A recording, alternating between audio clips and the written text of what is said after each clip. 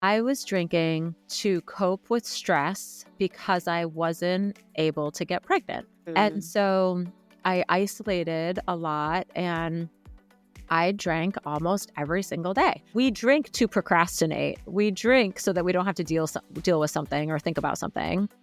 If you can hold space for your emotions and just let them exist, they will dissipate. I had a choice. I could continue living my life, sitting on the couch, drinking wine, feeling sorry for myself that my life didn't turn out the way I wanted to. Or I could figure out what happy people do who don't have kids. And so I chose to do that. Okay. Hey, friends, welcome back to Thriving Alcohol Free. You are in for a treat today. Lindsay Hennekey. Am I saying your last name right? Yes. Okay, good. I didn't ask you before we started recording. I just love you. And I'm so happy that you are here today to introduce yourself to my audience. I'm going to read a little bit of your bio, but thank you for being here. Thank you so much. I just love you too. And I'm so happy to be getting to know you better. Really, really. It's like instant connection. You and I did an Instagram live together with Kate Taylor.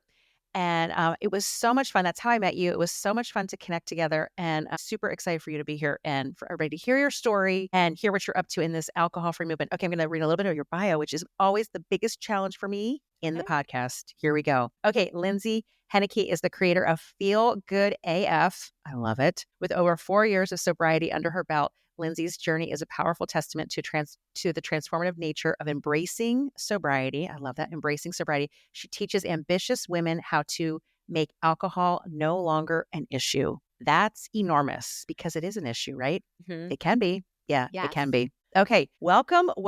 I would love to have you share. Maybe you mind sharing your story of how you maybe your drinking history and how you got alcohol free. Yeah. Okay, so I would say I was this quintessential high school drinker. I had older brothers, and so I would see them partying. I couldn't wait to be in high school and doing the things that they were doing. And then I couldn't wait to be in college. And my whole life revolved around partying and socializing. And then I went right into the workforce and getting married and never stopped binge drinking. And so as I got older and started to think about like, oh, we should have children and all of these things, my life went into a spiral of fertility issues and divorce, and tens of thousands of dollars spent on fertility issues. Trying to become pregnant. And then I got divorced. And then I kind of found myself living alone, was just in this condo after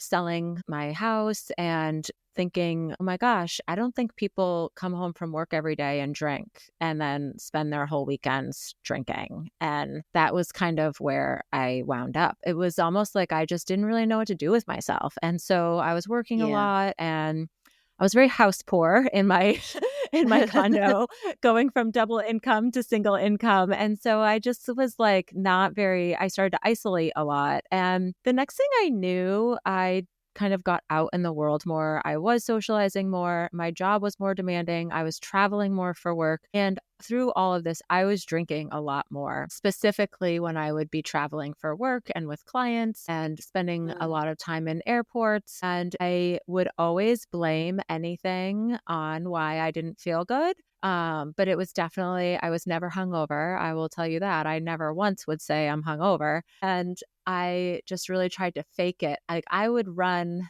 5 miles the next morning to prove that I wasn't hungover or anything. Like, I would try to not miss those workouts so that my husband specifically didn't know that I was hungover. Because then I got remarried in 2016.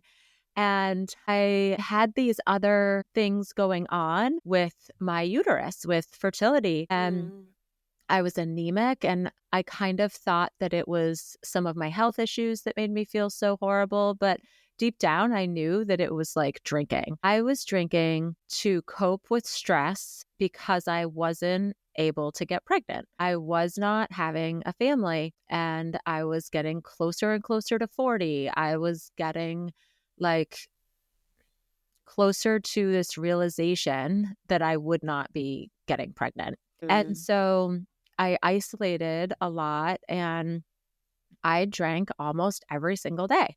I would have little breaks here and there, but they were totally backed because I would want to lose a few pounds. So I would take, a 30-day break. I would do something like a Whole30 and I would feel so good. And I would always say like, oh, well, now I'll just drink on weekends. I'm not going to drink during the week anymore. And within 2 or 3 weeks, I was right back to drinking every single day.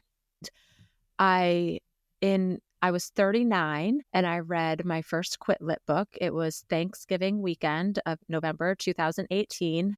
Okay. Read Rebecca Weller's A Happier Hour. And a coworker gave it to me or mentioned it to me. And because we were the two that were always like, oh, I had too much wine last night. It was like that coworker, everyone I think has one. Yep. And like, I can't your wait. Drinking, like your drinking buddy, so to speak, right. Like I don't feel so bad because we're both at home drinking our wine. Yeah, exactly. And we would text every night. I'd be like, oh, I made it to 5:30, like actually did a workout and then poured my glass of wine. And so we would text all the time. And so she had mentioned it and I was like, I'm not reading that book. No. And then I did. And we both read it the same weekend. Really? Yes. Thanksgiving weekend. And she finished it before me and said, like the next day, she said, and I didn't drink last night. And I was like, last night was the Friday after Thanksgiving. What do you mean? It's a holiday weekend. You didn't drink? Drinking holiday. Yeah. This is the drinking weekend. Yeah. Yeah. And so I was like, wow, I got to get this together. And so I didn't drink that night, which was the Saturday of Thanksgiving weekend. So proud of myself. And I finished the book and I decided that I would take a 30-day break. And so my 40th birthday was that Christmas Eve, which was also right around day 28 or day 29 of my 30-day break. And I totally blew it. I drank. I didn't care. And then I kind of went off the deep end for a while and maybe like another couple of months. And then I started to read again more Quit Lit. And then for about another year, I would kind of go back and forth. I would follow people on social media. And back then there wasn't a ton of people. And then I would read a little bit more. And then I would just completely just live my life and not think about it at all because I was convinced that it was not something I could ever do. Like I was a drinker. There was no way I was going to be like one of these people who could quit drinking. I did not see that path for me ever. And then in 2020, when we had the pandemic, like right before that, I decided that I needed a new job. I was so bored at my job. I had blamed my job on why I was drinking so much. And so I started to look a little bit for a new job. And then I learned that I had to have a hysterectomy. And it was almost an emergency hysterectomy.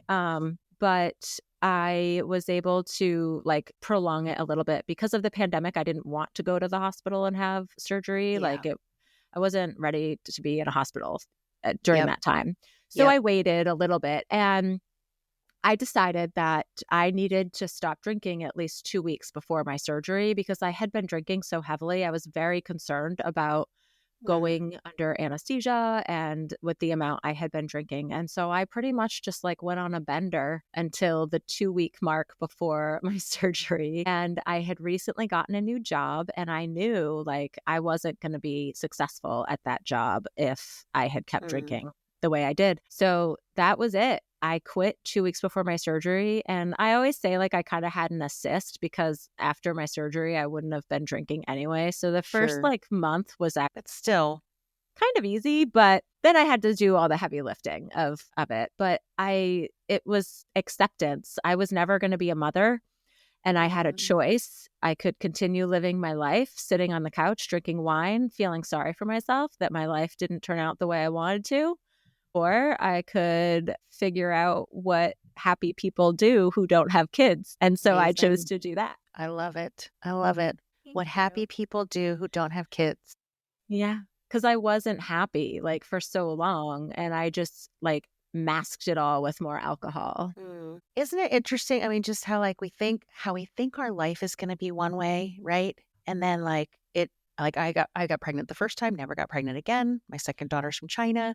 So it's like just life changes, right? It not changes. Life happens differently than we expect it to. Yeah. But like how I'm going to still be like, I'm happy. I'm so happy. But like how do we navigate this and not allow alcohol to numb our Yeah. feeling of like, my life should have been this way. I should be at this place, right? I was so focused on what should have been Mm, that all I did was like, I didn't want to do anything else until I had that. mm. And when I was like met with the finality of it, I'm never going to have that. Yep. Yep.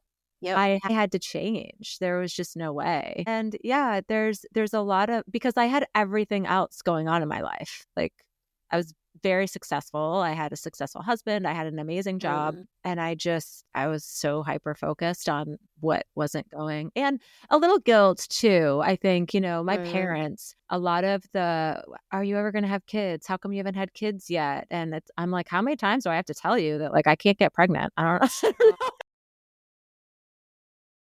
And like I said like very mean things to my mom sometimes Mm. because I'm like, it's been a decade and you're still just casually asking me if I'm pregnant. Like what? I don't, Oh, I oh. don't know Yeah, what. that's painful. No, that's painful. Yeah, very Yeah, painful. yeah. Yeah, yeah. So quitting drinking just it gives you perspective, I think, on what is important. And once you can get over the hump of the reality that you're not drinking anymore, it's like, oh my gosh, how could I have lived that way for so long? And it's just because we believe that Yep, alcohol has to play a role in our lives, and it doesn't. true. But if we don't give ourselves the chance to experience what it could be like without alcohol, you just never know. So you stay. Totally. Yeah, you stay in that place. Yeah. Yeah, you stay in that place. Yeah, yeah.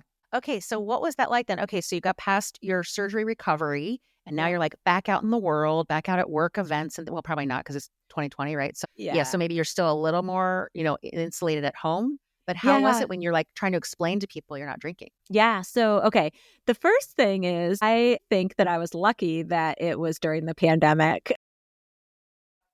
But when I tell people that, I am often responded to with like, oh, that would have been so hard because the pandemic was so hard. So people were drinking more. But I thought that I was lucky from the socialization aspect. All I had to do was talk to my husband about it. I didn't have to explain myself to anybody. But when we did start going out, or even if it was just him and I going out to dinner, when we finally were able to, I would be very uncomfortable, even just us. And Mm, I would want to go to like the pizza place that only served soda. Not, yep. Yep. Yep. Yeah. not, Yeah. You're like, there's not no even, temptation here. Yeah. Yeah. yeah. Exactly. But I found that all I really had to do was tell my husband what I needed from him in those moments. So if we were going out with Oh. another couple, I would be like, okay, this is what I'm ordering. So and so asks why I'm not drinking. Like, just don't say anything. I've got this. Mm, If I tell you that I want to order a glass of wine, like I literally want you to publicly shame me. I literally want you to tell me like, what are you doing? yeah. And Good. he Yeah. he never would have done that, but But yeah, but at you're like, least you're telling him what you need, right? I need yeah, this. Yeah. Yeah. That's what I yeah, mean. Good. It's like, yeah. Yeah. Whatever's going to yeah, work for you. Yep. yeah, Amazing. yeah, and so I often tell the women that I work with, and I see it every single time they pull the trigger and do this action is like, you have to tell the person that you're with, whether it's your partner or just somebody that you spend the most time with, that this is a problem for you because this is about boundary setting and Mm, building inner integrity. Like you're making a promise to yourself that you won't drink, but you will break that promise 8,000 times, like we've all done. yep. And when you tell the person who matters to you the most, like what's really going on in your mind, this isn't just oh, I need to quit drinking casual thing. This is all I think about is alcohol. I leave Mm, work early just so that I can get home before my husband and have a drink before he gets home so he doesn't know how much I'm drinking. Or you don't yep. know that I actually woke up at 5 o'clock this morning and dragged a bunch of wine bottles out to the outside recycling so nobody would see. Like they need to hear that because when they don't, otherwise they're just like, you're fine. You You're don't have a fine. problem. You're right. Yeah, but it doesn't matter. If you think it's a problem and if you don't feel your best, that's enough It's a, reason. yeah. Yeah. Yeah. That's so good. How do you help people feel like, okay, so if they do have a drink, that it's not a failure, but it's just like maybe building a muscle for them or like they're growing in their walk of not drinking? Yeah. So I look at having a drink just going back to your comfort zone. So, Mm, good or bad, we know the outcome when we drink. we don't always know the outcome of what's going to happen if we don't drink, because a feeling is going to come up or we're going to have to deal with that feeling or whatever. And so oftentimes women will join my group, say they'll be in there for, 3 months, and maybe 2 or 3 times during that few months, they will have a slip. And so I look at it as, this is not a new day one. This is not a failure. This is like, you were really growing and stretching, and you are rewiring your brain to tell it like, no, I don't want to drink. That suggestion sucks. Like, brain, stop telling me I need a drink right now. And so like every other time though, you've complied. And so the brain is still going to serve that suggestion up for a long time. And so it's okay if you said, okay, brain, I'll have the drink. It's just because it was comfortable. You had been growing and stretching and living in the discomfort for, probably a month or 2 months. And sometimes we just have to relax. And so as long as you use the slip as a reminder as to why you're doing this work, and you use your tools, you reach out to the group, you reach out to me, you make sure you show up to our next weekly call, those things, it will not become a massive slide. You won't be drinking every single day. It'll be a one night thing. And then you just get right back up there. A little bump in the road. Yeah. Because it's the comfort zone. Like, we drink to procrastinate. We drink so that we don't have to deal with something or think about something. Or feel something. Yeah, or feel something. And so if you can hold space for your emotions and just let them exist, they will dissipate. And they are valid. Anything that you're feeling is valid. And so self-validation is also very important and something that we talk about. Like, you other people to tell you that it's okay to feel the way you feel. So true.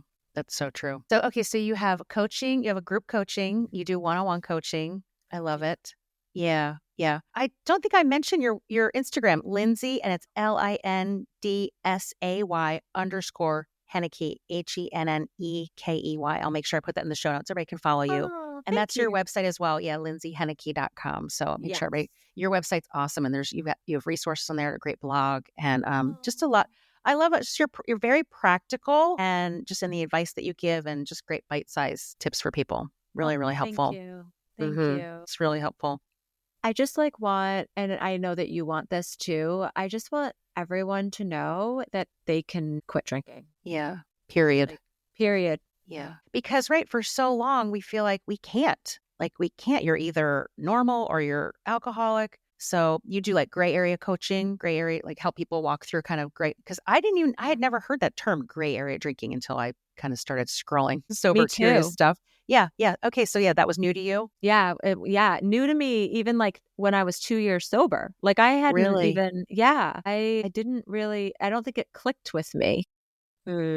And I read a lot of Quit Lit in early sobriety, and that wasn't something I didn't resonate until I actually started to see, like, I don't have to label myself as an alcoholic. Perfect. Winner. Yeah. Because I don't, by the way. I definitely don't. No. Yeah. What are ways that you reward, help people learn to reward themselves besides just alcohol? Yes. Probably one of the most important things, because you have to say, what do I deserve right now? And I just had this long, stressful day. How should I take care of myself right now? So I have my mentality around this is there's little rewards like for when you hit milestones. And so what I used to do is plan like a shopping trip. So where I live, we don't have a ton of stores. So when I was quitting, I remember like my 6-month anniversary of not drinking. I told my husband, like, I just want to go to Montreal and I want to go shopping because it's the closest city. And so, so that was like a big reward for me when I hit my 6 months. But then throughout my journey, I used to order little gifts for myself on Amazon so that they would kind of show up around a milestone. My big thing is so I was a wine drinker, but I love IPAs. So I'm a big non-alcoholic beer person. Really? Okay. Yes. Yeah. They're kind of my favorite. And so they're also expensive, more expensive. Oh yeah. Yeah. None of the non-alcoholic. It's not cheap. None of it. No. Yeah.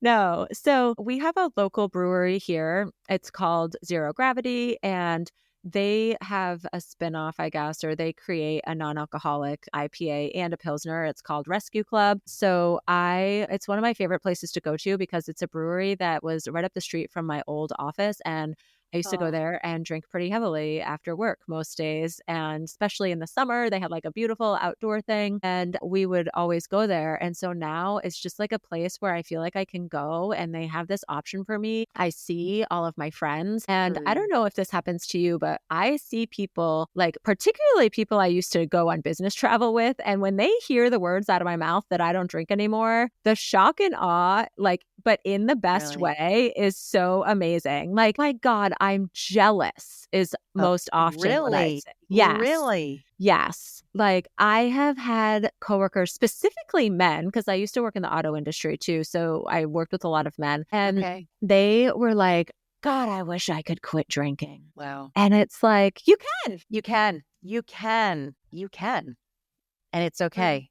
Yeah. Everyone can. Everyone can. And when I was really focused in my career and my drinking, the one thing I noticed is the real leaders and the real successful people, They're they were sober. not drinking. Yeah. No, they were not Yeah. drinking. The highest achievers are not drinkers. They're not. They're not waking up with a hangover. They're No, not. they're They're not not. zoning out all night. They're not. Yeah. No. Yep. I could never wrap my head around it. Like, how do they not drink? How does Tim McGraw not drink? I don't understand. For whatever reason, he's the one I used to always think about, like, he got all healthy, looks so good, you know? Yeah. You don't have they to don't. drink. You Yeah. don't have Okay. to So you drink. love IPAs. Okay. do. Let's talk a little bit. If you don't mind, can we talk a little bit about what do you drink when you're not drinking? What are you drinking? So you drink the IPAs. What kind I of drink non-alcoholic beers do you love in the summer or year round? Yeah, so I drink Rescue Club IPA. I drink a lot of Athletic Brewing. My husband has the membership for Athletic Uh-huh. Brewing, so he's Uh-huh. always getting stuff. And Go Brewing is one of my It's so good. They have some sours that are really good. They're my favorite. The sours are my favorite. I can't believe you're saying that because they're just like my love Yes. language is literally Go Brewing sours. Yeah. Yes. They're so good. Yeah. So good. I have not tried anything from them that I don't love. Yeah. Yeah. And then my other favorite thing, actually, Aplos sent me this, is Yep. I forget the first word, but they're Negroni. It's like a Mandarin or something Negroni. Yeah. I can't remember the name of it. Yep. It's in an So orange good. can. It's Their so cans are good. delicious. Yeah. Their Yes. cans are so good. Yeah. It's I'm a so big good. fan of Aplos. Yep. Yeah. Okay. Good. So that's my new one. Do you drink any of the non-alcoholic wines or anything or make mocktails? Not that you have to, just curious. Yes, I do. Okay. So my favorite non-alcoholic wine is the Blanc de Blancs, the sparkling Yeah. Chardonnay by Oddbird. That is my favorite. And then the other one is the Oddbird Addiction. It's their Spanish red. It's so good. Okay. Nice. And do you make mocktails or do you order mocktails when you're out and about? Not that you have to, but Yes, I do order mocktails. And if there's a mocktail on the menu and I want it to come out with fancy garnish, like I want the candied rosemary sprig. Oh, you want everything. Yeah. I want everything. Like, yeah, I want it to look like a display. Yeah. Like the most beautiful cocktail has just been placed in front of you. Yes. It Yes. should. Yeah. It should. Yes. That's awesome. That's so awesome. Okay. What do you love about being a sober coach? What do you love about what you're doing? Okay. I love that when women first come to me, they don't believe that they can quit drinking, but I always just tell them that they can borrow my belief in them and it's only a matter of time before they start seeing it in themselves. And just watching that light bulb come off of like, okay, I'm seeing it. I see that this is possible for me. I just still have to do all the tedious work to get there. Yep. They start to see it. Yeah. But that's my favorite part is when they go from the, oh my gosh, what have I just done signing up with you to it's starting to click. Right. At first they're excited to sign up and then they're like, what am I doing? Yeah. It's almost like they're looking at themselves in the mirror and you're helping them, like it's all blurry and you're just helping them like clean it off so they can see themselves clearly. Oh, right? I love that analogy. Yeah. The steam is just there and you're just like, let me just wipe this off and we're just going to see you for who you are. Right? Yeah. And I love that, like, they can borrow your belief. Yeah. Because you and I both know, like, it's possible. It is possible. This is just about, like, who do you want to become? Because you can be anything. And usually when women start to talk about that, really they're just pulling from an older version of themselves that they kind of lost. And Yeah. we just start to like you said, we just wipe away the mirror Yep. and it's great. Yeah. Who am I? Yeah. And I do like myself, like I liked that person before I was Yeah. drinking, and Yeah. zoning out all the time. Yeah. Yeah. Let's get back to her. Yeah. Yeah. Lindsay, you're so awesome. You're doing great things. I'm so jealous for all the women in your membership. They're just so blessed to have you, really. Oh, thank you Yeah, so much. You're doing great work. I'm really, really thankful that we're connected. And I just want to encourage you to keep on wiping off that mirror for women, making a huge difference. You're making an impact in this world. So thank you. Thank you so much. It's been so much fun to get to know you better. I'm super excited because now we're best friends. Yes, we're BFFs. Yes. And you encouraged me before we started recording. You really encouraged me because Deb's been feeling a little overwhelmed. So thank you for encouraging my heart. Yes. Yeah. Love you, my friend. Yes. Big time cheers to you for tuning in to the Thriving Alcohol-Free podcast. I hope you will take something from today's episode and make one small change that will help you to thrive and have fun in life without alcohol. If you enjoyed this episode and you'd like to help support the podcast, please share it with others, post about it on social, send up a flare, or leave a rating and a review. I am cheering for you as you discover the world of non-alcoholic drinks and as you journey towards authentic freedom. See you in the next episode.